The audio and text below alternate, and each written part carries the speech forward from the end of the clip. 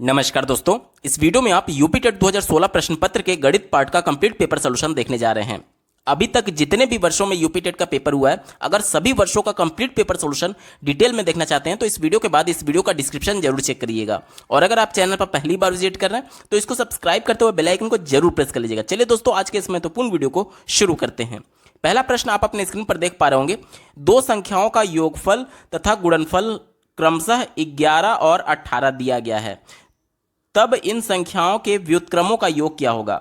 दो संख्या बोली गई है, मैं मान ले रहा हूं कि पहली संख्या x है और दूसरी संख्या y है। तो पहले बोला गया इनका योगफल 11 दिया गया, तो x प्लस वाई बराबर कितना दिया गया है, आप कहेंगे 11। और कहा यह जा रहा है कि इनका गुणनफल यानी x इंटू वाई का मान कितना दिया गया है, 18 दिया गया है।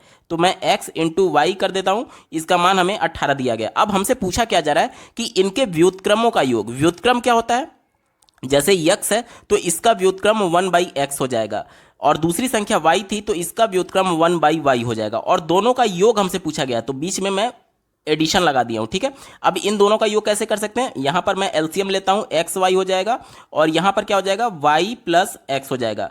इसको हम लोग क्या लिख सकते हैं, x plus y divided by x y. ठीक है, अब देखिए x प्लस वाई का मान हमें कितना पता है, 11 पता है, यानी ऊपर अंश का मान कितना हो जाएगा 11, और x बटे वाई नीचे क्या है x वाई है, इसका मान हमें कितना पता है 18 पता है। तो इसके जगह पे हम लोग क्या लिख देंगे 18, यानी हमारा उत्तर क्या आ जाएगा 11 बटे 18। ठीक है, 11 बटे 18 दिए गए विकल्प में देखिए ऑप्शन नंबर डी 11 बटे 18 इसका बिल्कुल सटीक जवाब होगा। अगला प्रश्न पूछा गया है, यदि दो भिन्नों का गुणनफल 14 बटे 15 दिया गया है। दो भिन्न की बात की जा रही है, मैं मान ले रहा हूं कि पहला भिन्न x बटे वाई है और दूसरा भिन्न a बटे बी है। ठीक है, दो भिन्नों की बात की गई है। ठीक है, कहा यह जा रहा है कि दोनों का गुणनफल 14 बटे 15 है, यानी कि x बटे वाई गुणे a बटे बी का मान कितना दिया गया है 14 बटे 15। यहां तक ठीक है। उसके बाद कहा जा रहा है उनका भागफल 35 बटे 24 है। अब पहला भिन्न x बटे वाई था तो मैं यहां पर x बटे वाई और यहां पर भागफल यानी कि भाग की बात की जा रही है, और दूसरा भिन्न क्या था a बटे b था, इसका मान कितना दिया गया 35 बटे 24 दिया गया है। अब ये देखिए भाग को हम लोग गुणा में कैसे कन्वर्ट कर सकते हैं, तो ये अंश का हर और हर का अंश में ये कन्वर्ट हो जाएगा, यानी कि क्या हो जाएगा x बटे वाई गुणे b बटे a हो जाएगा। यहां तक क्लियर, बराबर क्या हो जाएगा 35 बटे 24 हो जाएगा।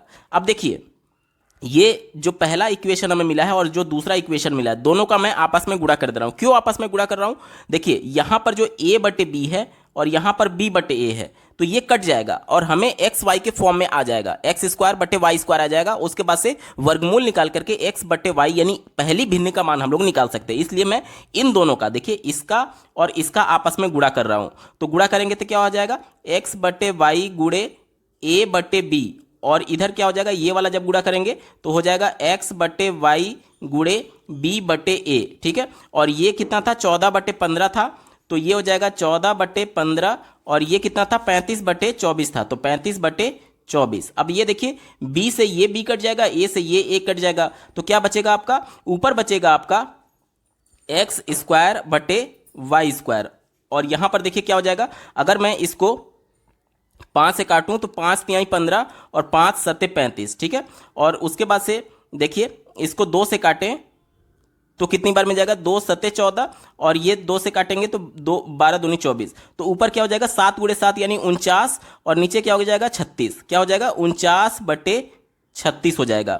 अब देखिए ये एक्स स्क्वायर बटे वाई स्क्वायर है, दोनों पक्षों का अगर मैं वर्गमूल निकाल दूं तो एक्स बटे वाई का मान हमें कितना मिल जाएगा, आप कहेंगे 7 बटे 6 मिल जाएगा। ये एक्स बटे वाई का मान हमें पता चल गया 7 बटे 6 एक्स बटे माफ कीजिएगा 7 बटे 6 ये एक्स बटे वाई का मान हमें पता चल गया। ठीक है, अब ये पहले भिन्न हो गया, और दूसरा भिन्न जो था a बटे बी और एक्स वाई का गुणनफल हमें कितना दिया गया था 14 बटे 15 दिया गया था, 14 बटे 15, तो x बटे वाई का मान जो हमने निकाला है इसको एज इट इज यहां पर रख दें, तो a बटे बी गुणे एक्स बटे वाई की जगह 7 बटे 6 रख देंगे, और ये हो जाएगा 14 बटे 15 हो जाएगा। ठीक है, तो यहां से देखिए 7 दूनी 14, और अगर ये इससे काटे हम लोग 3 से तो 3 दूनी 6 और 3 पच्चे 15, फिर ये इसका तिर्यक गुणा यहां पर हो जाएगा तो 2 दूनी 4 बटे 5 हो जाएगा, यानी a बटे बी का मान क्या आ जाएगा 4/5 आ जाएगा। अब देखिए पहला भिन्न हमारा x/y था, दूसरा भिन्न a/b था, दोनों का मान हमें पता चल गया।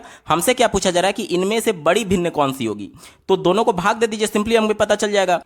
चलिए पहले x/y का मान जब हम लोग निकालते हैं तो क्या आ जाएगा 6 एकम 6, फिर 1 बचेगा, फिर दशमलव लगेगा 10 हो जाएगा, फिर 6 एकम 6, फिर 4 शेष बचेगा, और 6 सत्ते 42, 6 छक 36, 1.16 के करीब आएगा। और इसका मान निकालेंगे तो कितना आएगा 5×8 40.8 आएगा। इन दोनों में बड़ा कौन है, ये बड़ा है, यानी कि x/y का मान बड़ा होगा। x/y यानी कि क्या है 7/6 बड़ा होगा। दिए गए विकल्प में देखिए 7/6 किस में दिया गया, ऑप्शन नंबर बी इसका बिल्कुल सटीक जवाब हो जाएगा। अगला प्रश्न पूछा गया था निम्नांकित में से कौन सी संख्या बड़ी है।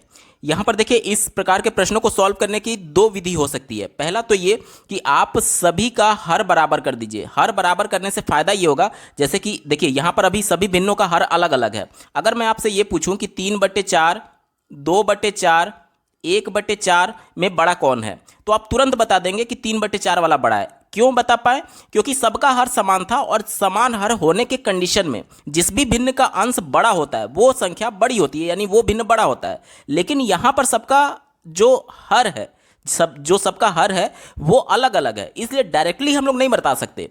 या तो आप इसको पहले बराबर करिए या फिर डायरेक्टली भाग दे करके देख लीजिए। तो जब संख्याएं छोटी होती हैं तो भाग देने में आपको कम समय लगेगा।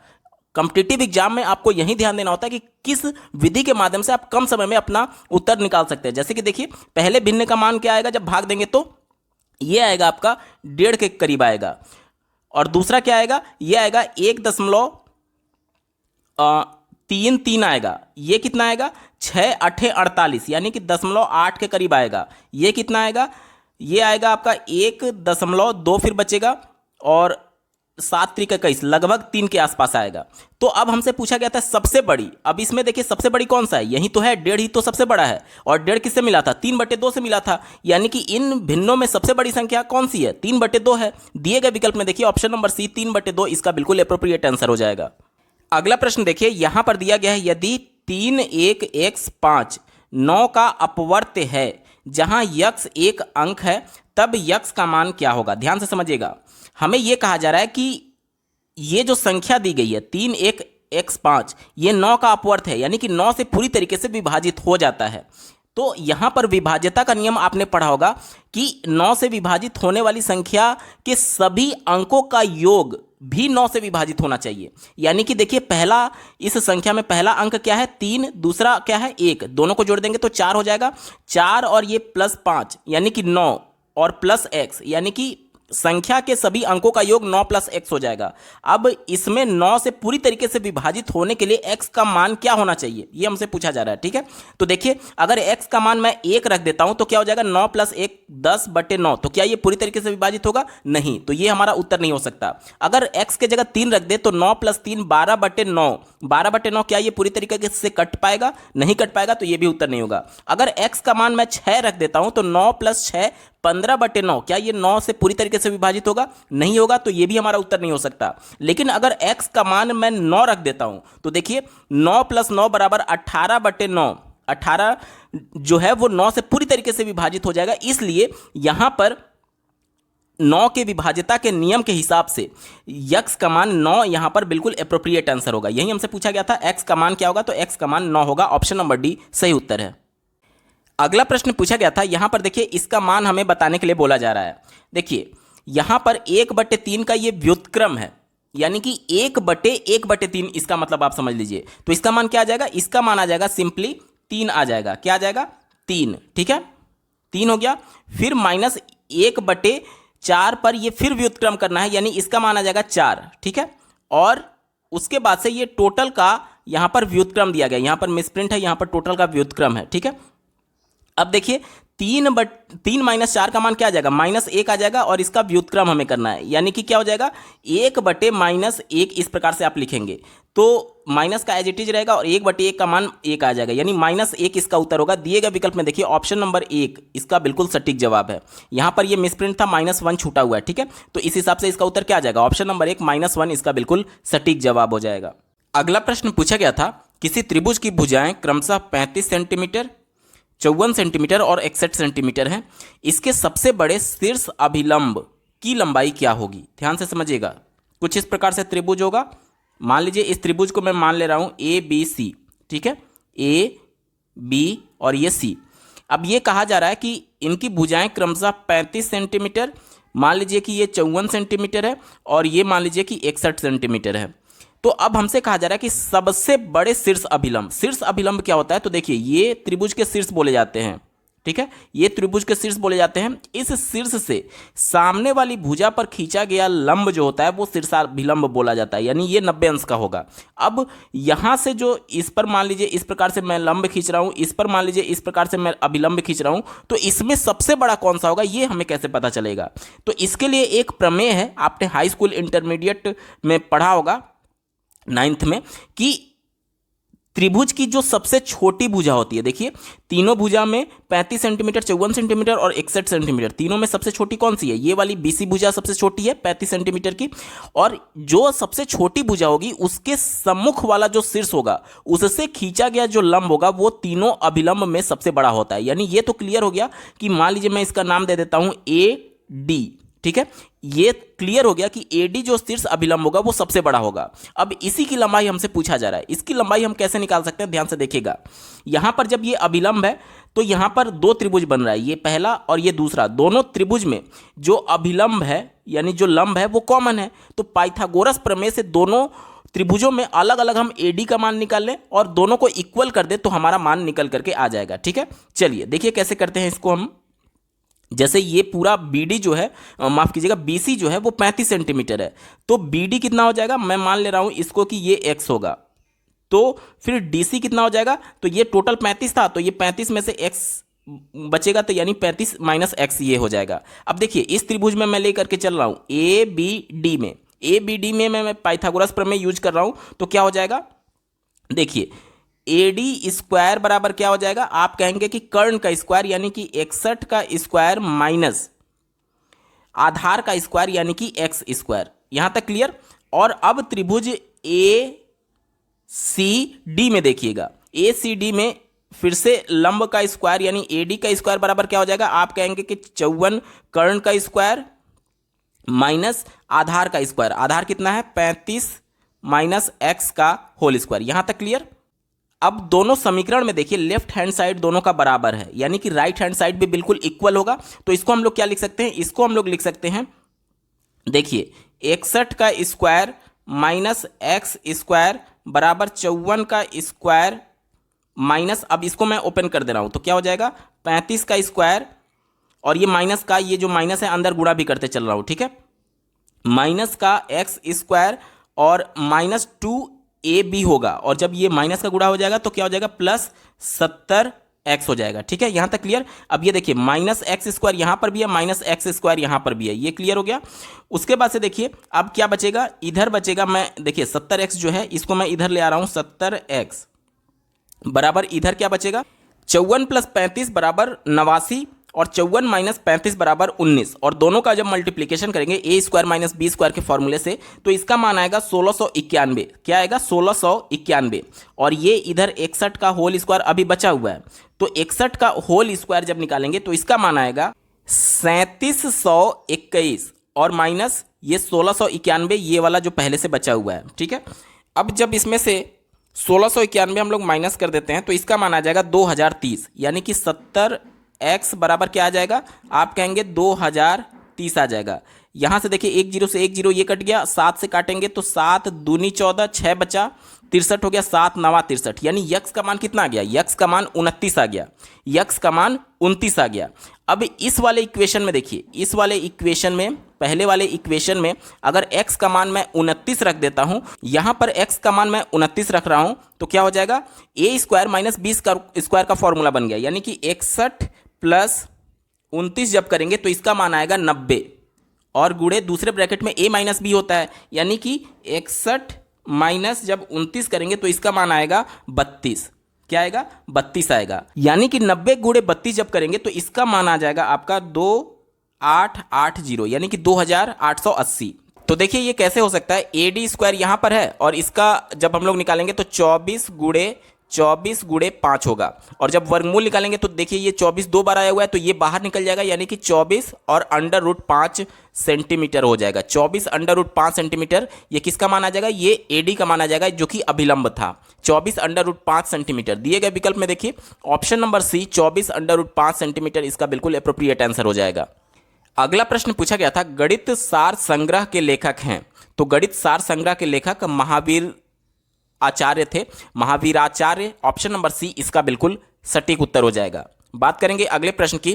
पूछा गया है कि किसका कथन है कि शिक्षक शिक्षण उपकरणों के माध्यम से शिक्षण को स्थायी एवं रोचक बना देते हैं, तो ये कथन है मेकन और रॉबर्ट्स का। तो उत्तर क्या हो जाएगा, ऑप्शन नंबर सी मेकन और रॉबर्ट्स इसका बिल्कुल सटीक उत्तर है। अगला प्रश्न पूछा गया था गणित शिक्षण की स्वप्रसिद्धि विधि में कौन सी विधि सम्मिलित नहीं है। ये स्वप्रसिद्धि गलत प्रिंट हुआ है, मिस प्रिंट हुआ है, ये स्वयं सिद्धि है। क्या है, स्वयं सिद्धि। स्वयं सिद्धि का मतलब क्या होता है कि गणित में बालक इतना सक्षम हो जाए कि खुद से नियमों को बनाने के योग्य बन जाए, खुद से नियम तक पहुंचने के योग्य हो जाए। तो हमसे यही पूछा जा रहा है कि चारों ऑप्शन में से कौन सा स्वयं सिद्धि विधि के अंतर्गत नहीं आता है। तो देखिए यूक्लिड विधि स्वयं सिद्धि विधि है, गैर यूक्लिड विधि भी स्वयं सिद्धि विधि है, औपचारिक स्वयं सिद्धि विधि भी ये स्वयं सिद्धि का प्रकार है, लेकिन आनुवांशिक विधि स्वयं सिद्धि विधि नहीं है। आनुवांशिक विधि का मतलब क्या होता है कि जो पारंपरिक तरीके से विधियां चली आ रही हैं, तो फिर आप तो उसको कॉपी कर रहे हैं ना, आप अपना कुछ उसमें योगदान दे नहीं रहे, यानी आप अपना नियम कुछ बना नहीं रहे। तो इसलिए आनुवांशिक विधि को हम लोग स्वयं सिद्धि विधि के अंतर्गत नहीं रखते हैं, ठीक है, और ये इसमें सम्मिलित नहीं होता है। इसलिए ऑप्शन नंबर सी इसका बिल्कुल एप्रोप्रिएट आंसर हो जाएगा। अगला प्रश्न पूछा गया था विभाजनी का उपयोग किया जाता है। सबसे पहले तो विभाजनी को अंग्रेजी में डिवाइडर बोलते हैं, आप इसके बारे में थोड़ा सा जान लीजिए। आपने मैथ में इसका बहुत प्रयोग किया होगा। इस प्रकार से जिस प्रकार से आपने प्रकार का यूज किया था उसी प्रकार से ये इस प्रकार से होता है, जिसको आप इसके आर्म्स को मतलब दूर और नज़दीक कर सकते हैं। यहाँ पर दो नोक लगे रहते हैं और इनका प्रयोग हम लोग क्या करते हैं कि मान लीजिए ये एक रेखाखंड है, तो इसको एडजस्ट करके इस रेखाखंड को नाप करके फिर इस स्केल पर इस रेखाखंड को हम लोग नापते हैं कि इसकी लंबाई क्या है। तो यानी ये विभाजनी यानी डिवाइडर का यूज क्या हो रहा है, हम रेखाखंड की लंबाई इससे ज्ञात करते हैं। चारों विकल्पों में देखिए ऑप्शन नंबर डी रेखाखंड की लंबाई ज्ञात करने में ऑप्शन नंबर डी इसका बिल्कुल सटीक उत्तर हो जाएगा। अगला प्रश्न पूछा गया था दिए गए चित्र में कितने वर्ग हैं, टोटल स्क्वायर कितने हैं, ये हमसे पूछा जा रहा है। तो देखिए ध्यान से 1 2 3 4 5 6 7 8 9 9 स्क्वायर तो ये हो गया। उसके बाद से देखिए ये मिला करके ये 10 हो गया, ठीक है, 10 हो गया। उसके बाद से ये मिला करके 11 हो गया, ठीक है। उसके बाद से देखिए ये मिला करके 12 हो गया, ठीक है। और उसके बाद से देखिए ये वाला 13 हो गया और उसके बाद से ओवरऑल ये पूरा ये मिला करके 14 हो गया। तो टोटल वर्गों की संख्या कितनी है, टोटल वर्गों की संख्या इसमें 14 है। दिए गए विकल्प में देखिए ऑप्शन नंबर डी 14 इसका बिल्कुल एप्रोप्रिएट आंसर है। अगला प्रश्न पूछा गया था दो संख्याओं का योग 36 है, उनके मौसा तथा लौसा क्रमशः 3 और 105 हैं, इन दोनों संख्याओं के व्युत्क्रमों का योग क्या होगा, ये हमसे पूछा जा रहा है, ठीक है। ध्यान से समझिएगा, मौसा और लौसा हमें दिया गया है। मौसा और लौसा होते क्या है, जैसे कि मैं मान लीजिए कि यहाँ पर दो संख्या ले रहा हूँ, पहला 12 और दूसरा 15 ले रहा हूँ, तो इनका गुणनखंड क्या होगा, आप कहेंगे कि 3 गुणे 4 होगा, और इसका क्या होगा, आप कहेंगे 3 गुणे 5 होगा। तो अब ये देखिए ये जो दोनों में कॉमन होता है ये इसका मौसा कहलाता है, यानी कि मौसा इसका 3 हो जाएगा। और लौसा क्या होगा, लौसा जो होगा जो दोनों में कॉमन है उसका गुणा तो करेंगे ही करेंगे, साथ ही साथ जो कॉमन नहीं है इसका भी गुणा करते हैं। तो इन दोनों का लौसा क्या हो जाएगा, 3 और ये 60 हो जाएगा, 20 तिहाई 60 हो जाएगा। यानी इसका मौसा क्या हो जाएगा, आप कहेंगे कि मौसा हो जाएगा इसका 3 और लौसा क्या हो जाएगा, लौसा हो जाएगा इसका 60। अब ये लौसा कैसे निकला, जो कॉमन था इसका गुणा तो किए ही किए, जो कॉमन नहीं है इसका भी गुणा किए, तब जाकर के हमें 60 मिला। और मौसा जो दोनों में कॉमन था। यहां तक क्लियर, बस इसी कॉन्सेप्ट का आपको यूज करना है। देखिए ध्यान से, कहा यह जा रहा है कि इनका मौसा 3 दिया गया है, तो जैसे मौसा मैंने अभी आपको समझाया कि जो दोनों में कॉमन होता है, यानी कि पहली संख्या को मैं क्या मान सकता हूं, पहली संख्या को मैं मान सकता हूं 3x, और दूसरी संख्या को मैं क्या मान सकता हूं, दूसरी संख्या को मैं मान सकता हूं 3y। अब ये 3x 3y कैसे मैंने माना? क्योंकि जो दोनों में कॉमन है, देखिए 3 दोनों में कॉमन है क्योंकि मौसा है। मौसा क्या होता है? जो दोनों में कॉमन होता है। तो दोनों में कॉमन है तो जाहिर सी बात है दोनों संख्याओं में 3 से गुणा होगा ही होगा। और जो कॉमन नहीं था वो मैंने x और y मान लिया। यहां तक क्लियर हो गया? यानी पहली संख्या 3x और दूसरी संख्या 3y हो गया। अब हमें क्या दिया गया कि दोनों संख्याओं का योग 36 दिया गया है। तो दोनों संख्याओं को मैं जोड़ देता हूं, 3x प्लस 3y, इसका मान हमें 36 दिया गया है। यानी कि x प्लस वाई का मान कितना आ जाएगा? आप कहेंगे कि 3 से कट जाएगा यानी 12 आ जाएगा। x प्लस वाई का मान कितना आ जाएगा? 12 आ जाएगा। यहां तक क्लियर? ठीक है। अब दूसरा कंडीशन हमें यह दिया गया है कि इनका जो लॉसा है वो 105 है। लॉसा मैंने आपको क्या बताया था कि जो दोनों में कॉमन है, जो दोनों में कॉमन है, जैसे लॉसा कैसे निकालेंगे? जो दोनों में कॉमन है, कॉमन क्या था? 3 था, तो 3 का गुणा तो होगा ही होगा, और जो कॉमन नहीं है यानी x और y, इसका भी गुणा होगा, यानी कि 3xy इसका लॉसा हो जाएगा। ठीक है, यहां तक क्लियर? 3xy इसका लॉसा हो जाएगा। यहां तक क्लियर? अब देखिए, अब हमें क्या पूछा गया है कि इन संख्याओं के व्युत्क्रमों का योग। व्युत्क्रम क्या होगा? आप कहेंगे कि 1/3x प्लस 1/3y, क्योंकि पहली संख्या हमने 3x मानी है और दूसरी संख्या 3y मानी है। अब इसका एलसीएम जब हम लोग लेंगे तो क्या हो जाएगा? आप कहेंगे कि 3xy हो जाएगा, और ऊपर क्या बचेगा? ऊपर आपका बचेगा y प्लस एक्स, यानी x plus y. x plus y का मान हमें कितना मिला है? 12 मिला है, यानी कि ऊपर का मान कितना हो जाएगा? 12, और नीचे देखिए 3xy है। 3xy का मान हमने इसके लॉसा के बराबर निकाला है, और लॉसा का मान कितना दिया गया? आप कहेंगे 105 दिया गया, यानी 12/105 आ जाएगा। अब इसको देखिए 3 से काटते हैं तो 3 चौक 12 होगा, और इसको काटेंगे 3 से तो 35 बार में जाएगा, यानी 4/35। 4/35 दोनों संख्याओं के व्युत्क्रमों का योग आएगा। दिए गए विकल्प में देखिए ऑप्शन नंबर सी में दिया गया है 4/35, इसका बिल्कुल एप्रोप्रिएट आंसर हो जाएगा। ऑप्शन नंबर सी सटीक उत्तर है।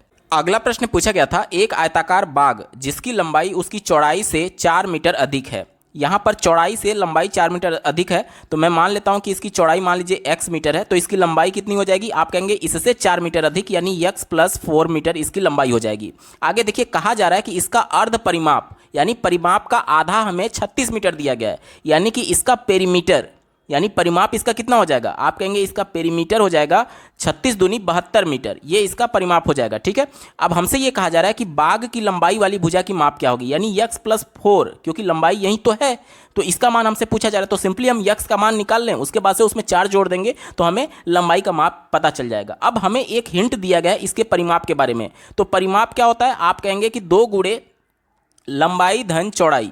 2 गुणे लंबाई कितना दिया गया? आप कहेंगे x प्लस 4 दिया गया, और चौड़ाई कितना दिया गया? आप कहेंगे x दिया गया, और इसका पेरीमीटर कितना है? 72 है। इस 2 से इसको मैं काटूं तो ये 36 बार में जाएगा, और ये देखिए ये x और ये x 2x हो जाएगा।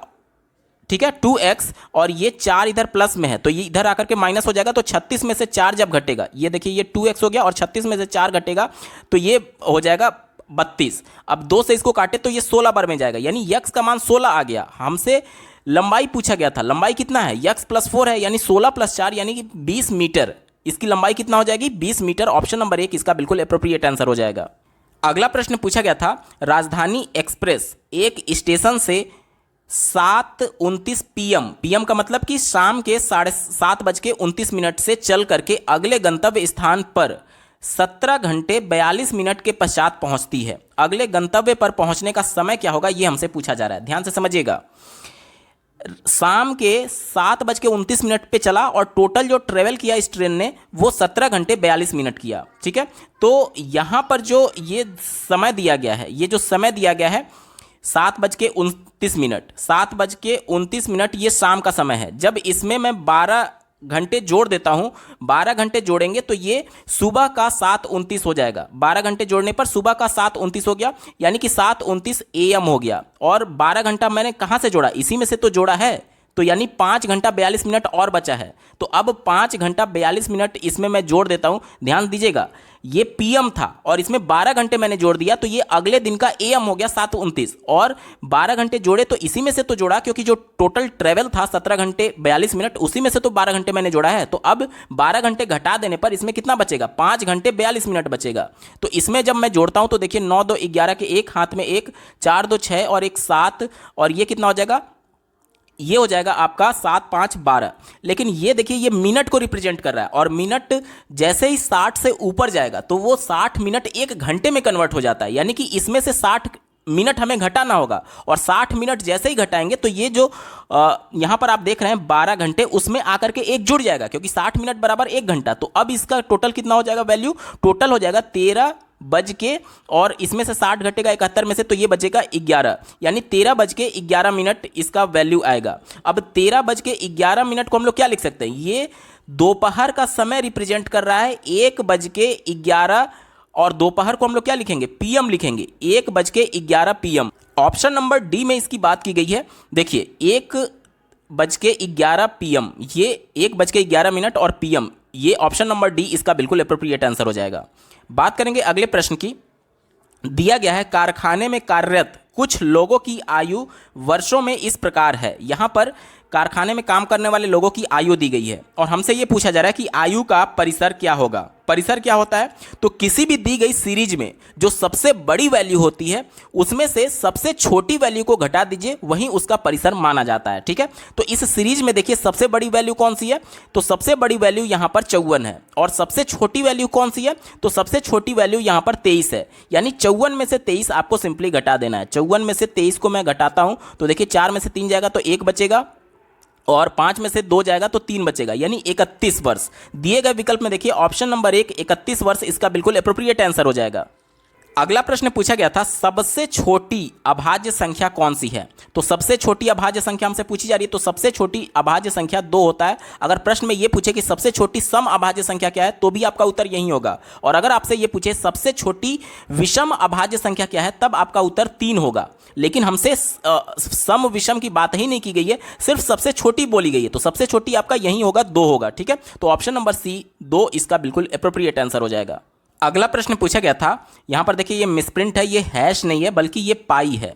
हमसे पूछा ये जा रहा है कि पाई क्या है। पहला दिया गया है यह एक विषम भिन्न है, तो ये तो प्रश्न उठता नहीं है। ये एक सम भिन्न है, ये भी प्रश्न नहीं उठता। अभाज्य संख्या ये भी गलत है। एक ही विकल्प बचा, यह एक अपरिमेय संख्या है, ये इसका बिल्कुल सटीक जवाब हो जाएगा। थोड़ा सा आप इसके बारे में समझ लीजिए, क्योंकि आपको कन्फ्यूजन हो सकता है। आपने high school 9th 7th 8th में पढ़ा होगा कि पाई की जो वैल्यू होती है वो 22/7 होती है, और दशमलव में इसका मान 3.14 के आसपास होता है। तो आप कह सकते हैं कि परिमेय संख्या उसे कहते हैं जिसे हम लोग p/q के फॉर्म में लिख सकें। अब 22/7 ये p/q के फॉर्म में है, तो फिर इसे अपरिमेय क्यों कह रहे हैं, ये प्रश्न उठता है। देखिए पाई की जो एक्चुअल वैल्यू होती है, पाई की जो एक्चुअल वैल्यू होती है वो होती है 3.1415926 आगे इसी प्रकार से चलता रहता है। यहां पर देख लीजिए कोई भी संख्या रिपीट नहीं हो रही है, कोई भी संख्या रिपीट नहीं हो रही है। ठीक है, उस हिसाब से कोई भी संख्या रिपीट नहीं हो रही है, तो जो दशमलव में कोई भी एक ऐसा संख्या जिसमें दशमलव के बाद कोई भी संख्या रिपीट ना हो और वो संख्या अनंत तक चलते जाए, तो उसे हम लोग अपरिमेय संख्या बोलते हैं। अब आप कहेंगे कि इसकी वैल्यू तो इतने के बराबर लिखा जाता है, तो ये आपके कैलकुलेशन को आसान बनाने के लिए किया जाता है। पाई की जो एक्चुअल वैल्यू होती है वो 22/7 नहीं होती है, बल्कि इसके करीब होती है। कैलकुलेशन आप high school intermediate 7th 8th में आसानी से कर पाए, इसलिए इसका अप्रॉक्स वैल्यू 22/7 लिया जाता है। पाई की जो एक्चुअल वैल्यू होती है वो ये होती है, जो कि एक अपरिमेय संख्या है, क्योंकि दशमलव के बाद कोई भी संख्या रिपीट नहीं हो रहा है और ये अनंत तक इसी प्रकार से जाता है। ठीक है, उम्मीद करता हूं कि चीजें आपको क्लियर हो रही होंगी। थोड़ा सा मैं ये और आपको क्लियर कर दूं कि देखिए, जैसे अगर मैं लिखूं 10/3, अगर मैं आपसे पूछूं कि क्या ये परिमेय संख्या है, बिल्कुल परिमेय संख्या है। क्यों परिमेय संख्या है, क्योंकि इसे हम लोग p/q के फॉर्म में लिख सकते हैं। जब इससे मैं भाग देता हूं, ध्यान से देखिएगा मैं क्या समझाने की कोशिश कर रहा हूं।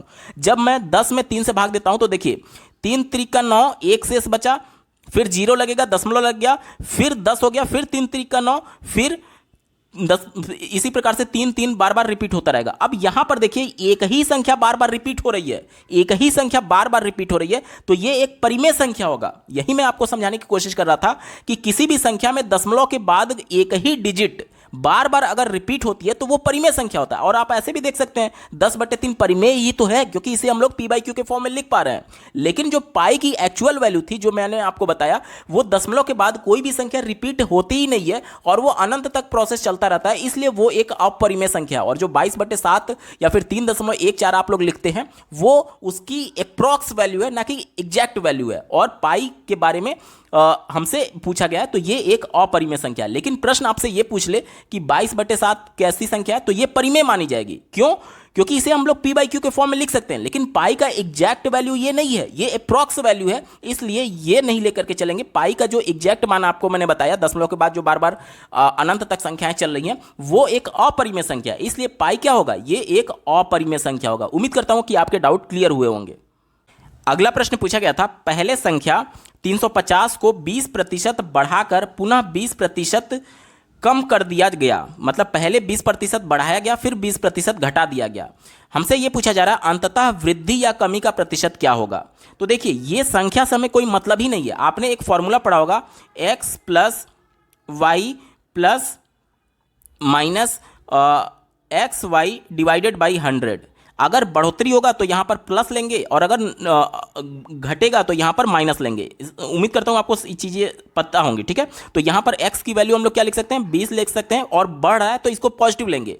और दूसरा क्या हो रहा है, 20 घट रहा है, देखिए बढ़ाकर पुनः 20% कम कर दिया जाता है। यहाँ पर ये मिसप्रिंट है, कम कर दिया गया, तो अब कम कर दिया गया यानी यहाँ पर -20 हो जाएगा। और प्लस माइनस का जब गुणा करेंगे, क्योंकि ये प्लस था और ये माइनस था, तो गुणा क्या हो जाएगा, माइनस आएगा, और 20 गुणे 20 यानी कि 400 हो जाएगा बटे 100। अब ये 2 जीरो से 2 जीरो कट जाएगा और ये कट जाएगा और ये माइनस का 4 बचेगा। यहाँ पर माइनस ये रिप्रेजेंट कर रहा है कि उसे घाटा होगा, और ये 4% यानी कि 4% कमी हो जाएगी। दिए गए विकल्प में देखिए ऑप्शन नंबर बी इसका बिल्कुल एप्रोप्रिएट आंसर है।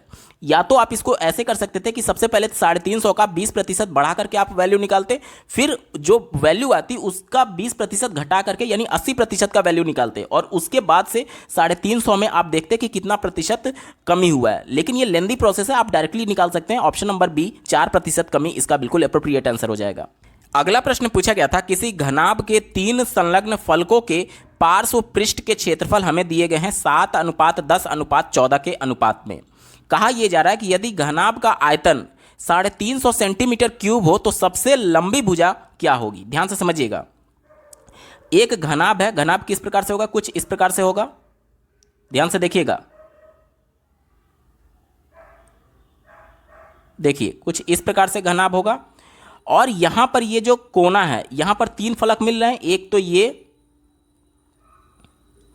या फिर इस कोने को और आप अच्छे से समझ सकते हैं, एक ऊपर वाला फलक, दूसरा ये वाला फलक और तीसरा ये वाला फलक। यही हमसे बोला जा रहा है कि किसी घनाभ के 3 संलग्न फलक के पार्श्व पृष्ठ के क्षेत्रफल, यानी कि ये जो पहला पृष्ठ है, इसके बाद से ये जो दूसरा पृष्ठ है और ये जो तीसरा पृष्ठ है, इनके क्षेत्रफल का अनुपात हमें दिया गया 7:10:14 के अनुपात में। अब यहां पर देखिए इसका क्षेत्रफल हम लोग कैसे निकालेंगे। घनाभ में क्या होता है, आप कहेंगे कि ये लंबाई हो गया, मान लीजिए ये वाली भुजा लंबाई हो गई, ये वाली भुजा इसकी मान लीजिए कि ऊंचाई हो गई, h हो गई, और ये वाली भुजा इसकी चौड़ाई हो गई।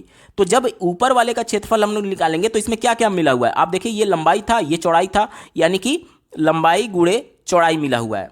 इस वाले फलक का क्षेत्रफल निकालेंगे तो क्या मिला हुआ है, देखिए ये ऊंचाई हो गया और ये चौड़ाई हो गया, यानी कि b इंटू एच मिला हुआ है। और इस वाले फलक का जब निकालेंगे तो ये लंबाई है और ये ऊंचाई है, यानी कि क्या हो जाएगा, l इंटू एच हो जाएगा। यही तो होगा 3 फलकों के क्षेत्रफल, ठीक है, 3 फलकों का क्षेत्रफल यही तो होगा। और यहां पर ये प्लस नहीं करके बल्कि इनका अनुपात दिया गया, तो यहां पर प्लस नहीं बल्कि अनुपात होगा, यानी कि फिर से मैं साफ से लिख दे रहा हूं, क्या हो जाएगा, एल बी अनुपात बी एच अनुपात एच इंटू एल का मान कितना दिया गया, 7:10:14 दिया गया। यहां तक क्लियर।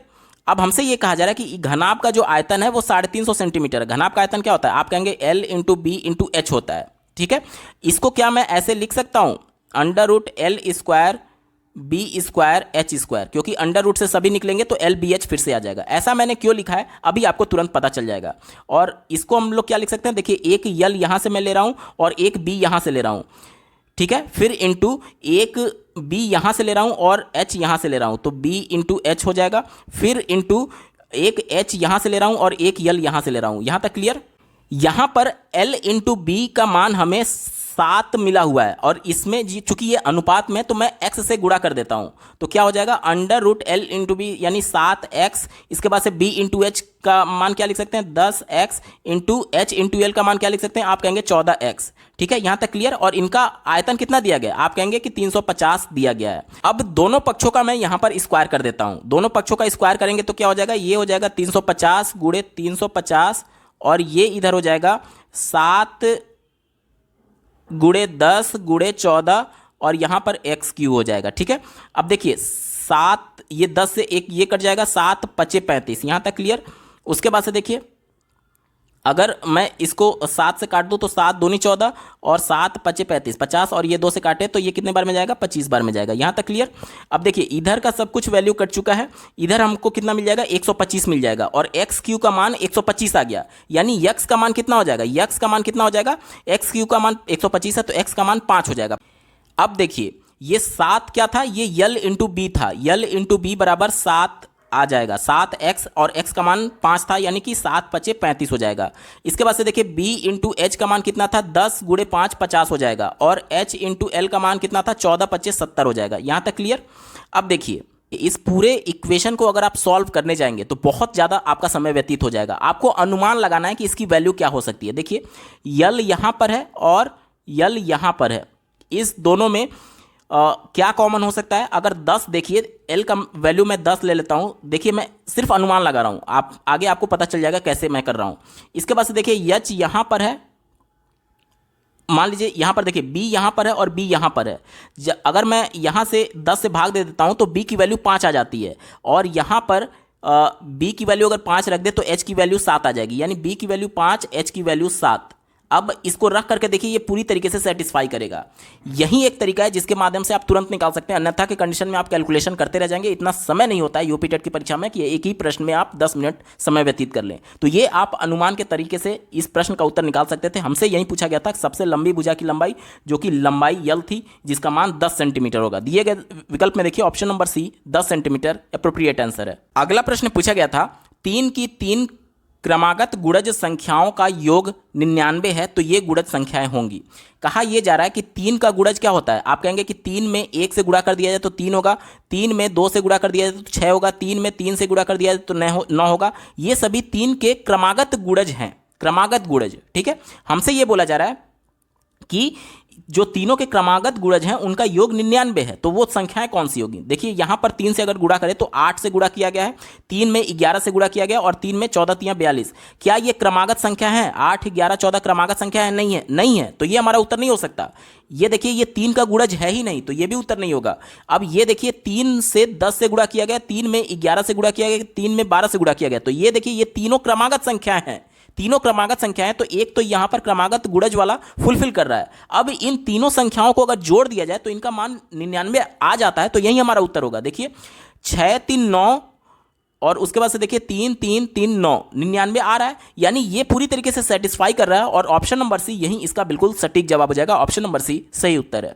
अगला प्रश्न पूछा गया था सीमा 1 घंटे में किताब का 1/5 भाग पढ़ती है। यदि वह किताब को 2.5 घंटे पढ़कर सो जाती है तो किताब का कितना भाग पढ़ने को शेष बचता है। ध्यान से देखिएगा, 1 घंटा यानी कि 60 मिनट में 1/5 भाग वो पढ़ लेती है। तो अगर मैं ये निकालूं कि 60 मिनट में वो 1/5 भाग किताब का पढ़ ले रही है, अगर मैं ये निकालना चाहूँ कि 1 मिनट में वो कितना भाग पढ़ लेगी, तो आप कहेंगे कि 1/5 तो ये पहले से है और 60 से उसमें डिवाइड कर दीजिए, यानी इसका मान क्या आ जाएगा, आप कहेंगे 1/5 गुणे 60 हो जाएगा। यहाँ तक क्लियर।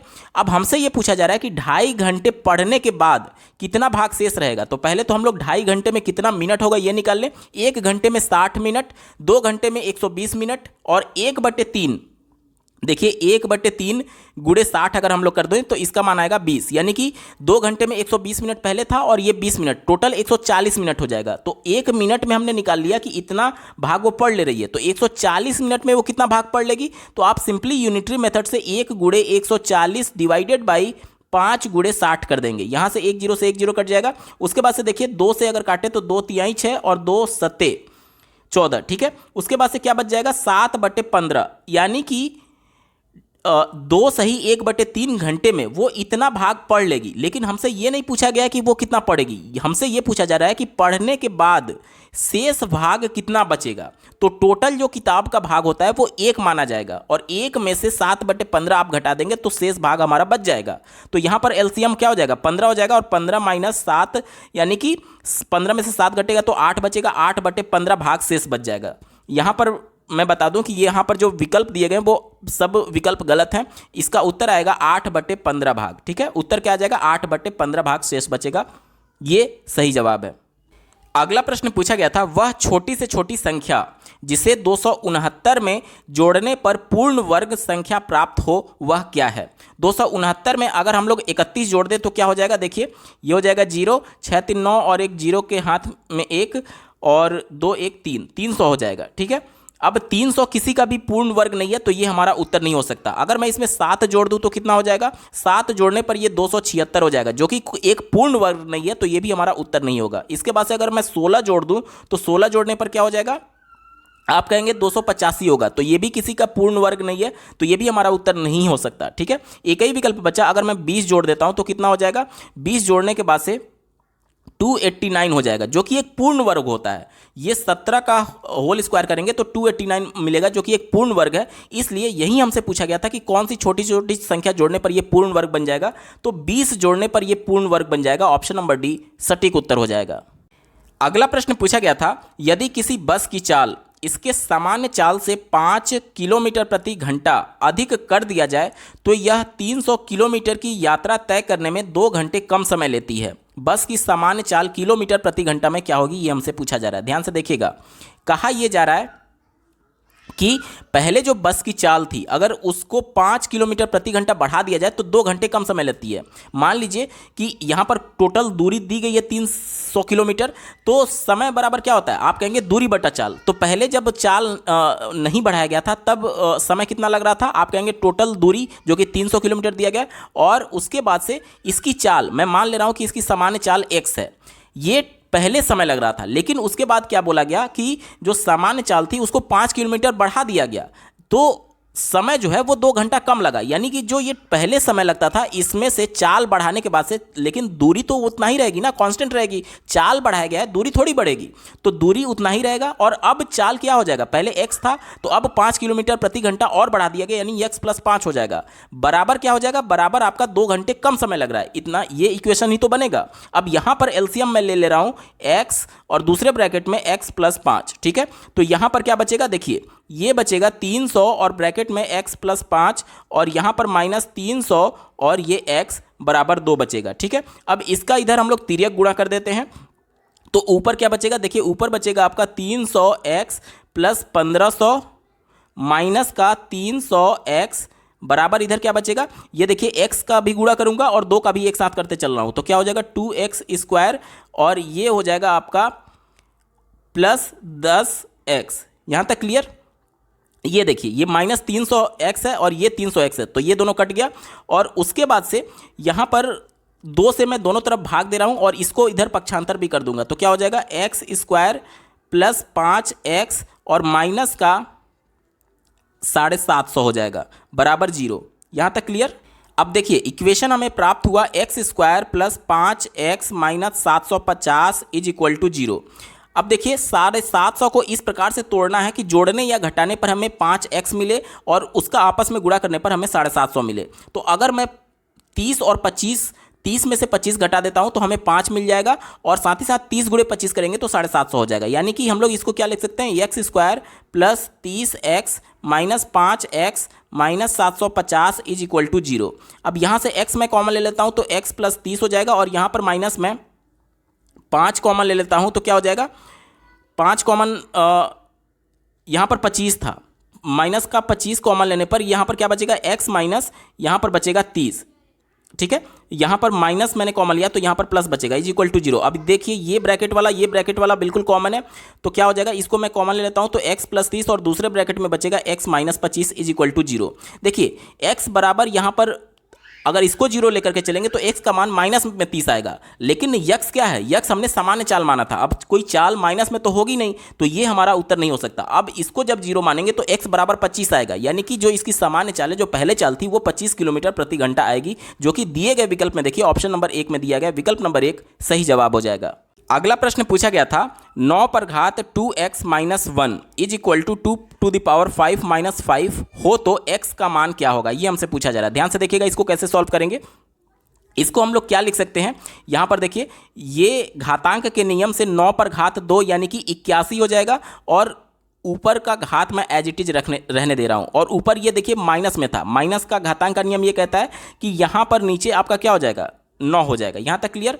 बराबर देखिए 2 पर घात 5, इसका मान कितना हो जाएगा, आप कहेंगे 32 हो जाएगा, और 32 में से 5 घटाएंगे तो इसका मान 27 आ जाएगा। ठीक है, 32 में से 5 घटाएंगे तो 27 आ जाएगा। अब देखिए इसका गुणा मैं इधर कर दे रहा हूं, तो क्या हो जाएगा, 81 को मैं क्या लिख सकता हूं, आप कहेंगे 3 पर घात 4, और ये पहले से x था तो 3 पर घात 4x हो जाएगा, और यहां पर देखिए ये क्या हो जाएगा, ये जो 27 है इसको मैं क्या लिख रहा हूं, 3 पर घात 3 लिख रहा हूं, और ये जो 9 है इसको मैं गुणे करके 3 पर घात 2 लिख रहा हूं। अब देखिए जब आधार समान है तो घात आपस में क्या होते हैं, जुड़ जाते हैं, यानी कि अब ये टोटल क्या हो जाएगा, 3 पर घात 3 ये और 2 ये 5 हो जाएगा। अब देखिए यहां पर भी आधार समान है और लेफ्ट साइड में भी आधार समान है, यानी कि घातांक के नियम से घात भी समान हो जाएगा, यानी कि इसका मान क्या आ जाएगा, 4x बराबर 5 आ जाएगा। x का मान क्या हो जाएगा, आप कहेंगे 5/4। दिए गए विकल्प में देखिए x का मान 5/4 किस में दिया गया, ऑप्शन नंबर डी बिल्कुल एप्रोप्रिएट आंसर हो जाएगा।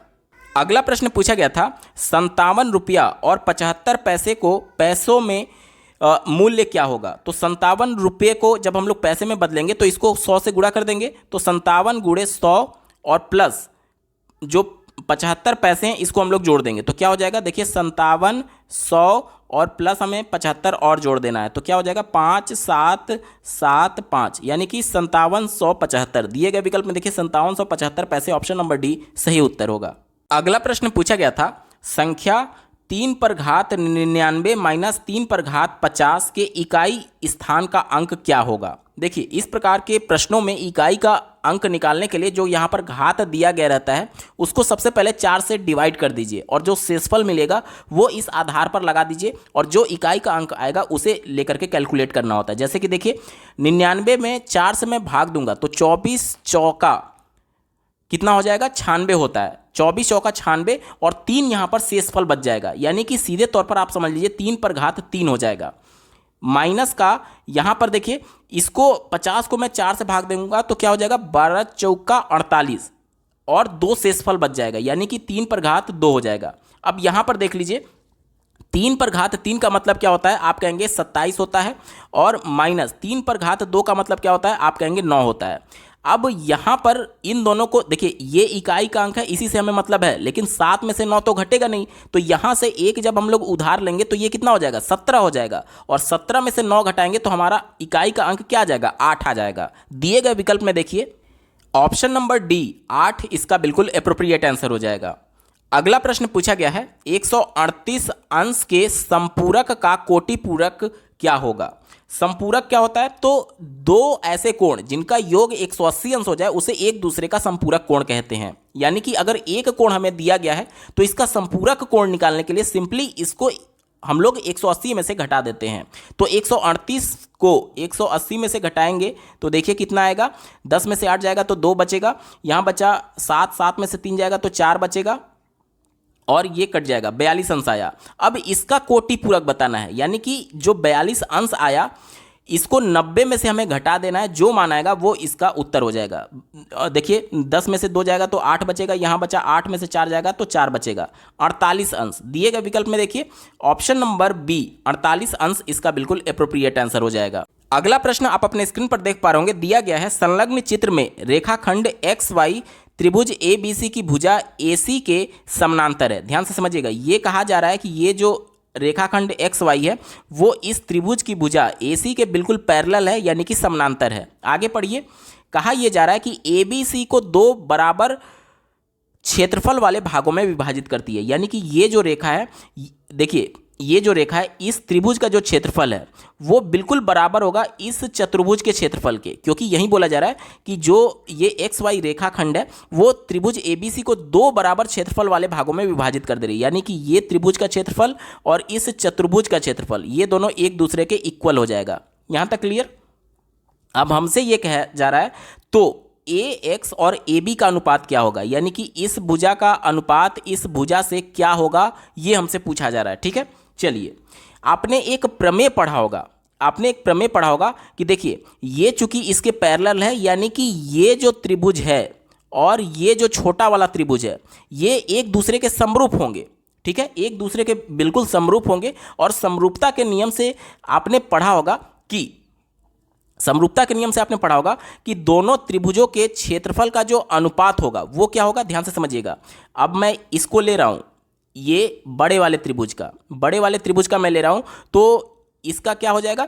आप देखिए इसकी भुजा है ए बी है, और इस छोटे वाले त्रिभुज की मैं बात करूं तो इसकी भुजा क्या है, आप कहेंगे एक्स बी। इन दोनों का होल स्क्वायर बराबर इनके क्षेत्रफलों का अनुपात, ये होता है प्रमेय। तो इनका क्षेत्रफल क्या हो जाएगा, ए बी हमने बड़े वाले का लिया था, तो बड़े वाले का क्षेत्रफल कितना हो जाएगा, ये जो पूरा त्रिभुज का क्षेत्रफल है और ये वाला जो भाग था और ये वाला भाग था वो दोनों बराबर था। तो अगर ये टोटल में ये वाला भाग और ये वाला भाग मिला हुआ है, यानी कि ए बी वाला जो ये बड़े त्रिभुज का था तो ये 2 गुना हो जाएगा, और नीचे देखिए एक्स बी यानी ये छोटे वाले त्रिभुज का था तो ये 1 गुना हो जाएगा। यहाँ तक क्लियर। इसको जस्ट रिवर्स अगर मैं कर दूं, यानी कि अगर मैं ये कहूं x b divided by a b का होल स्क्वायर आप कर दीजिए बराबर 1/2, ऐसे भी लिख सकते हैं। मैंने ऐसा क्यों किया अभी आपको पता चल जाएगा। ठीक है, अब देखिए दोनों पक्षों का मैं वर्गमूल ले लेता हूं, तो क्या हो जाएगा, एक्स बी बटे ए बी बराबर 1/√2। यहाँ तक क्लियर। अब देखिए अगर मैं दोनों पक्षों में यहाँ 1 कर दूं तो क्या कोई फर्क पड़ेगा, नहीं फर्क पड़ेगा। क्यों, क्योंकि दोनों तरफ से ये कट जाएगा। और इसको माइनस कर दो तो क्या कोई फर्क पड़ेगा, नहीं पड़ेगा, क्योंकि 1 से 1 कट जाएगा और माइनस से माइनस कट जाएगा, कोई फर्क नहीं पड़ेगा। लेकिन इससे फायदा क्या हुआ ये आपको समझना बेहद जरूरी है। देखिए यहां पर एलसीएम मैं ए बी ले लेता हूं, तो ऊपर क्या हो जाएगा, a b minus x b हो जाएगा, a b minus x b हो जाएगा। ठीक है, क्या हो जाएगा, a b minus x b हो जाएगा। और इधर क्या हो जाएगा, आप कहेंगे कि √2 जब मैं कॉमन लेता हूं तो इधर हो जाएगा आपका √2 - 1 हो जाएगा। यहां तक क्लियर। देखिए अब मैं क्या करता हूं कि इस साइड दोनों तरफ ऊपर और नीचे √2 से गुणा कर देता हूं, कोई फर्क तो पड़ेगा नहीं। क्यों, क्योंकि अंश और हर में एक ही संख्या से गुणा करने पर कोई फर्क नहीं पड़ता है। तो ऊपर क्या हो जाएगा, ऊपर हो जाएगा आपका, देखिए ये 2 हो जाएगा और ये माइनस √2, और नीचे क्या बचेगा आपका 2 बचेगा। अब देखिए a b minus x b, ये टोटल में से एक्स बी जब घटा देंगे तो हमें क्या मिल जाएगा, ए एक्स मिल जाएगा। तो ये क्या हो जाएगा, ऊपर वाला ए एक्स हो जाएगा और नीचे वाला क्या हो जाएगा, ए बी हो जाएगा। बराबर हमें क्या मिला, 2 माइनस √2 डिवाइडेड बाई 2। यही तो हमसे पूछा गया था। यहां पर देखिए ए एक्स और ए बी का अनुपात हमसे पूछा गया था, तो वहीं तो मैं निकाल रहा हूं। ए एक्स और ए बी का अनुपात हमें कितना मिल गया, 2 माइनस √2 डिवाइडेड बाई 2। दिए गए विकल्प में देखिए ऑप्शन नंबर बी में बात की गई है, 2 minus √2 divided by 2। Option number 2 इसका बिल्कुल एप्रोप्रिएट आंसर हो जाएगा। अगला प्रश्न पूछा गया था, वर्ष 2003 का प्रथम दिन बुधवार है, वर्ष 2005 का अंतिम दिन कौन सा होगा। ध्यान से समझिएगा। एक नियम होता है कि अगर किसी भी वर्ष में अगर हम लोग 4 से भाग दे दें और अगर वो पूरी तरीके से कट जाए तो वो लीप वर्ष होता है। और साधारण वर्ष क्या होता है कि दिए गए वर्ष में अगर हम लोग 4 से भाग दे दें और अगर ये पूरी तरीके से ना कटे तो ये साधारण वर्ष होता है। ठीक है, साधारण वर्ष में ऑड डे की संख्या 1 होती है। ध्यान से समझिएगा, साधारण वर्ष में ऑड डे की संख्या 1 होती है और लीप वर्ष में ऑड डे की संख्या 2 होती है। यहां तक क्लियर।